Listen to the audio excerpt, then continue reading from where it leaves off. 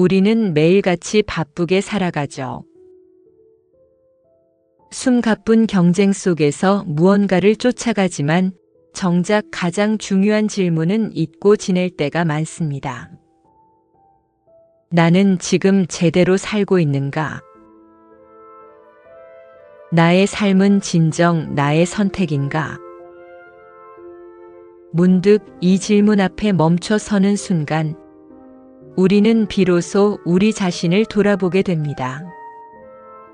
수천 년 전 고대 아테네의 번화한 거리 한복판에 재산도 명예도 개의치 않고 오직 사유만을 갈고 닦았던 한 사람이 있었습니다. 바로 소크라테스입니다. 그는 스스로 아무것도 모른다고 선언하며 모든 이에게 너 자신을 알라는 준엄한 명령을 내렸죠. 그의 삶은 끊임없는 질문 그 자체였습니다.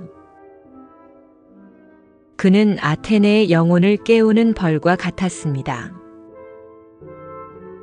오늘 이 시간 세상의 통념에 맞서 진정한 삶의 가치를 물었던 소크라테스의 여정을 따라가며 우리 자신의 삶을 깊이 있게 되돌아보고 앞으로 걸어갈 길에 대한 새로운 통찰을 얻는 소중한 시간을 가져볼까 합니다.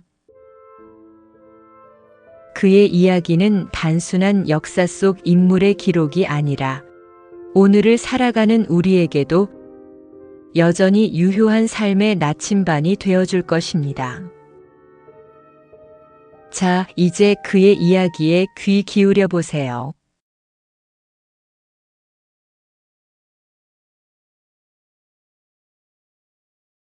기원전 5세기 민주주의의 황금기를 구가하던 아테네에 소크라테스는 석공의 아들로 태어났습니다. 그는 여느 시민처럼 전쟁에 참여했고 가정을 이루며 살았죠. 그런 그의 삶을 바꾼 결정적인 사건은 바로 델포이 신탁이었습니다. 친구 카이레폰이 신전에 소크라테스보다 지혜로운 사람이 있는가? 라고 묻자 신전은 아무도 없다고 답했습니다. 이 신탁은 소크라테스에게 깊은 역설로 다가왔습니다. 스스로 아무것도 모른다고 생각했던 그에게 신의 선언은 큰 혼란을 안겨주었기 때문입니다. 신탁의 의미를 파악하기 위해 그는 아테네에서 지혜롭다고 알려진 명망가들을 찾아다니며 대화를 시도했습니다. 정치가 시인, 장인들을 만나 그들의 지혜를 묻고 그들의 주장을 파고들었죠. 하지만 대화가 깊어질수록 소크라테스는 놀라운 사실을 발견합니다. 그는 이렇게 증언합니다. 나는 그들이 무언가를 안다고 굳게 믿었지만 사실은 자신들이 아는 것에 대해 깊은 성찰 없이 확신만 가득할 뿐이었다. 그들은 아는 척했지만 실은 알지 못했다. 대부분의 사람들은 자신이 안다고 착각했지만 실제로는 지식이 피상적이거나 모순으로 가득 차 있었습니다. 반면 소크라테스만이 자신의 한계, 즉 자신의 무지를 명확히 인지하고 있었습니다. 그는 바로 자신의 무지를 아는 것이야말로 신탁이 말한 진정한 지혜의 출발점임을 깨달았습니다. 진정한 지혜는 아는 척하는 것이 아니라 자신의 무지를 인정하는 데서 시작된다는 것이죠. 이때부터 그의 삶은 사람들의 영혼을 일깨우고 보편적인 진리를 탐구하는 필연적인 여정으로 변화하기 시작했습니다.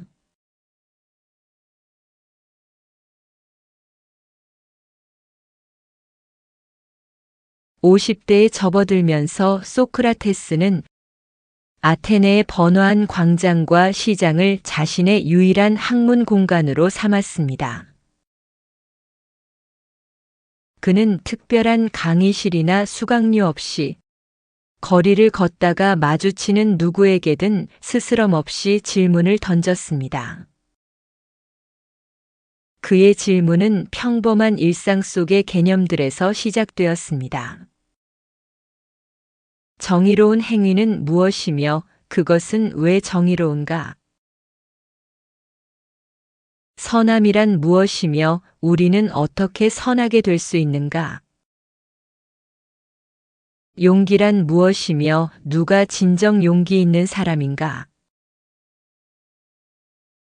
사람들은 처음엔 상식적이거나 사회 통념적인 대답을 내놓았지만 소크라테스의 집요하고 날카로운 질문 앞에서 자신들의 생각이 얼마나 모호하고 모순적인지 깨닫고는 당황하거나 분노하기도 했습니다.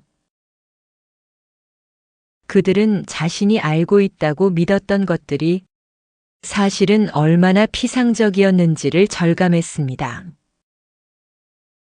이 시기 소크라테스는 자신의 대화 기법을 통해 사람들의 내면에 잠재된 진리를 이끌어내는 독창적인 산파수를 완성합니다. 마치 산파가 아이를 낳듯이 소크라테스는 질문을 통해 상대방이 스스로 진리를 깨닫고 내면의 지혜를 발견하도록 도왔습니다.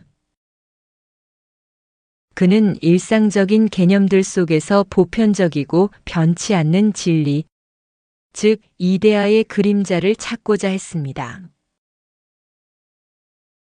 그는 특정 지식을 주입하기보다 스스로 생각하고 탐구하는 능력을 키워주는 데 집중했습니다. 그는 말합니다. 나는 사람들에게 그들의 영혼을 돌볼 것을 촉구하고 싶었다. 하지만 대부분은 육체의 쾌락과 물질적 소유, 그리고 헛된 명예에만 탐닉하고 있었다. 영혼은 방치된 채 병들어가고 있었다. 그의 이러한 독특하고 혁명적인 교육 방식은 아테네의 젊은 지성인들 사이에서 폭발적인 반응을 얻었으며 수많은 제자들이 그를 따랐습니다. 하지만 동시에 아테네의 전통적인 가치관과 기득권층에게는 큰 위협으로 인식되기 시작했습니다. 기존의 질서를 흔들고 사람들의 의식을 깨우는 그의 질문들은 결국 그에게 피할 수 없는 시련을 안겨주게 됩니다. 그의 삶의 가장 중대한 시험이자 전환점이 점차 다가오고 있었던 겁니다.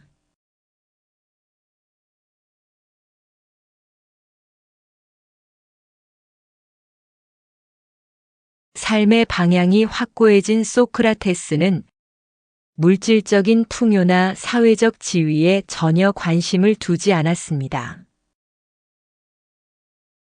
그는 늘 허름한 옷차림을 고수했으며 맨발로 아테네 거리를 누볐습니다. 값비싼 음식을 멀리하고 간소한 식사로 만족했습니다. 부유한 삶이나 개인적인 이득을 추구하는 것을 경멸했으며 가난 속에서도 자신의 철학을 꿋꿋이 지켜나갔습니다. 그의 유일한 관심은 오직 영혼의 수련과 진정한 지식의 탐구에 있었습니다. 그는 육체의 안락함보다는 영혼의 건강이 훨씬 중요하다고 역설했습니다. 그는 이렇게 말합니다. 진정한 삶은 덕스럽게 사는 것이다. 인간은 자신의 무지로부터 벗어나 영혼의 탁월함을 추구하고 스스로를 성찰할 때 비로소 진정한 자유와 행복을 누릴 수 있다. 소크라테스는 덕은 곧 지식이다라는 혁명적인 사상을 주장했습니다. 그의 철학에 따르면 사람이 악을 행하는 것은 덕이 무엇인지 모르기 때문이며 만약 덕이 무엇인지 정확히 안다면 그 누구도 의도적으로 악을 행할 수 없다는 것이 그의 확고한 믿음이었습니다. 즉, 인간은 본래 선을 추구하며 악은 무지에서 비롯된 오류라는 것이죠. 그는 지식이 단순히 머리로 아는 것을 넘어 행동으로 이어지는 실천적인 지혜임을 강조했습니다. 올바른 알미, 곧 올바른 행위로 이어지는 필수적인 바탕이 된다고 본 것입니다. 이후 그는 끊임없이 젊은이들에게 질문하며 그들 스스로 덕을 깨닫고 선한 삶을 추구하도록 이끌었습니다. 그의 가르침은 단순한 이론이 아니라 삶 속에서 직접 실천해야 할 지침이었습니다. 이러한 그의 가르침은 서양 철학의 양대 산맥이라 불리는 플라톤과 아리스토텔레스와 같은 위대한 제자들에게 계승되어 오늘날까지 서양 교육 철학의 핵심적인 원리로 자리 잡고 있습니다. 그의 이름은 교육의 상징이 되었습니다. 그는 말합니다. 단순히 지식을 주입하는 것보다 영혼의 선함을 깨닫고 실천하도록 돕는 것이 진정으로 중요하다. 참된 교육은 영혼을 깨우는 것이다.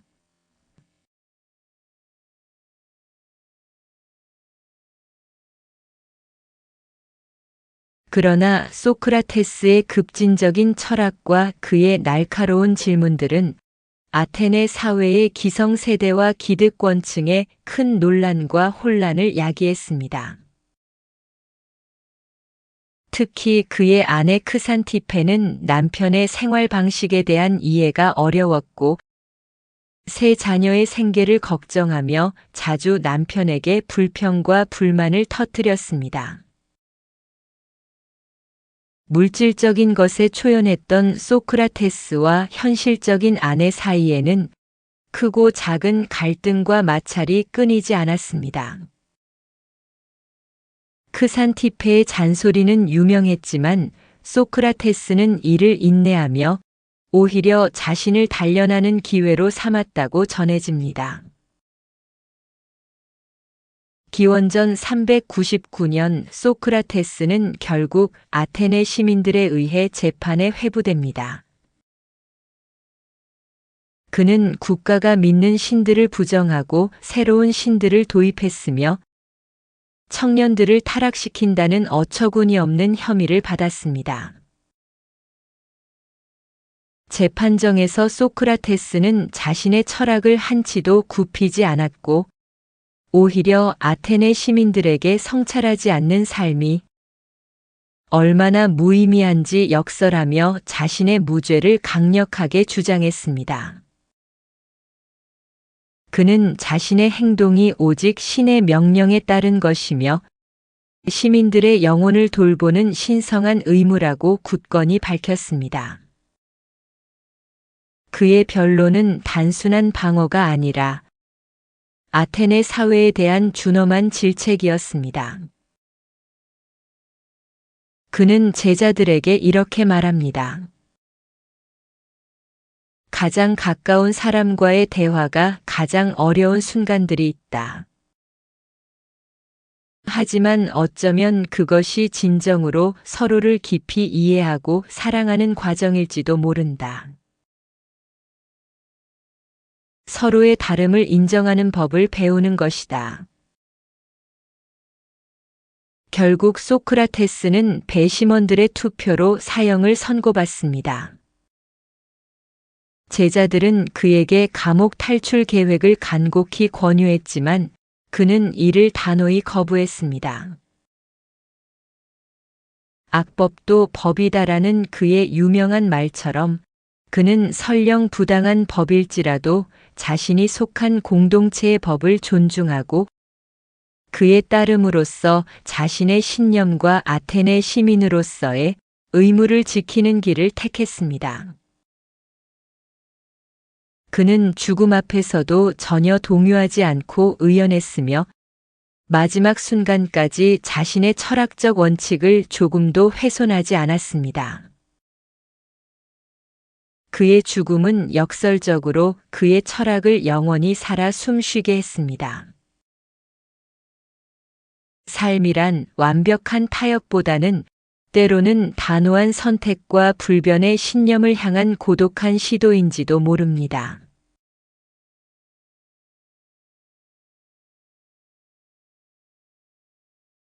기원전 399년 봄 70세의 소크라테스는 아테네 감옥에서 독배를 마시며 삶의 마지막을 맞이했습니다. 그의 제자들은 슬픔에 잠겼지만 소크라테스는 죽음을 목전에 두고서도 평온함을 잃지 않았습니다. 그는 마지막 순간까지 제자들과 영혼의 불멸성과 죽음 이후의 삶에 대해 깊은 대화를 이어갔습니다. 그는 육체의 죽음을 두려워하지 않았으며 오히려 죽음이 영혼이 속박에서 벗어나 순수한 진리와 만나는 과정이라고 보았습니다. 죽음은 끝이 아니라 영원한 진리와의 합일이라는 그의 믿음은 흔들림 없었습니다. 죽기 전 그는 이렇게 말했다고 전해집니다. 이제 나는 잠들거나 혹은 새로운 곳으로 갑니다. 둘 중 어느 것이 더 좋은 길인지는 오직 신만이 아실 겁니다. 그리고 그는 제자에게 아스클레피오스에게 닭 한 마리를 빚지고 있으니 갚아달라는 마지막 말을 남겼습니다. 이는 병을 낫게 해준 신에게 감사를 표하는 관습으로 그의 죽음이 영혼의 병을 치유하는 것과 같다는 상징적인 의미를 담고 있습니다. 소크라테스는 어떠한 저서도 직접 남기지 않았습니다. 그의 모든 가르침은 제자들의 기록, 특히 플라톤의 대화록을 통해 후대에 전해졌습니다. 하지만 그가 우리에게 남긴 것은 수많은 책보다 더 깊고 강력한 철학적 유산입니다. 그는 단지 개념을 정의한 것이 아니라 삶의 방식을 바꾸는 질문을 던졌습니다. 그는 말합니다. 삶의 궁극적인 목적은 물질적인 부나 사회적 명성이 아니라 영혼의 탁월함, 즉 아레테를 추구하는 것이다. 다른 사람과의 경쟁에서 이기는 것이 아니라 나 자신의 무지와 어리석음을 극복하고 진정한 지혜를 얻는 것이다. 소크라테스는 단지 위대한 철학자로만 기억되지 않습니다.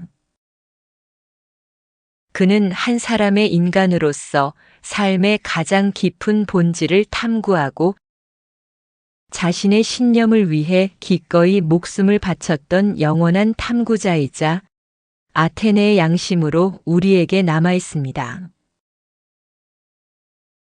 그의 죽음은 역설적으로 그의 철학을 영원히 살아 숨쉬게 했습니다.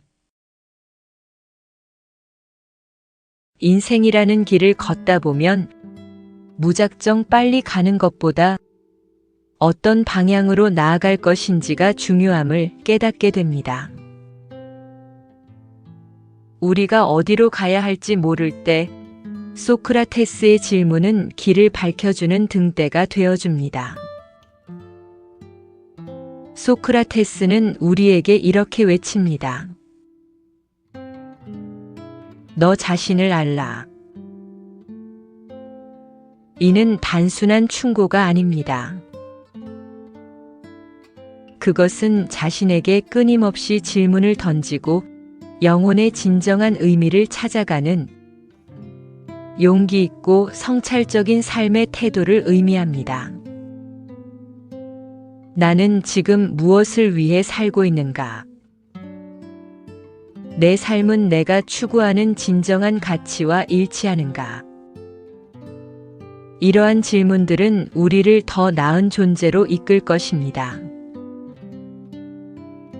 지금 당신은 당신의 영혼과 얼마나 깊이 대화하고 있나요?